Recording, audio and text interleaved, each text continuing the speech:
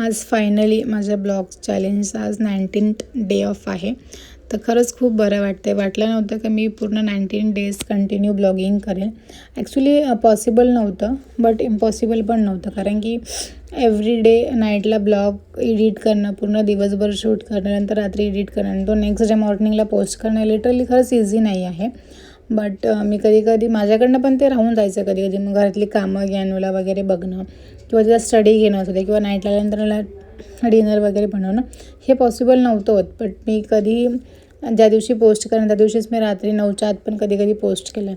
तर लिटरली हे खरंच खूप हार्ड आहे, इझी नाही आहे. असं ते मी ते केलं आणि मी आता 30 डेज हे कंप्लीट करणार आहे. सो आजचं रुटीन शेअर करते. सकाळी उठले, ब्रश वगैरे केला, यांनी नाश्ता बनवलेला ॲक्च्युली ज्ञानूसाठी बनवलं टिफिनसाठी, बट मग यांनी माझ्यासाठी पण एक एक्स्ट्रा सँडविच बनवलेलं.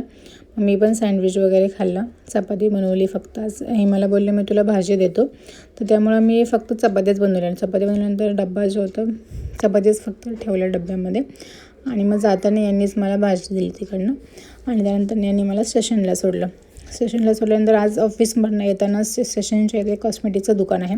मैत्रिणीला पण तिकडनं थोडं सामान घ्यायचं होतं म्हणून आम्ही तिकडे गेलो. तर असं होतं माझं पूर्ण ओव्हरऑल रुटीन. कसं वाटलं नक्की सांगा. भेटूया पुन्हा त्या उद्याच्या ब्लॉगमध्ये. बाय.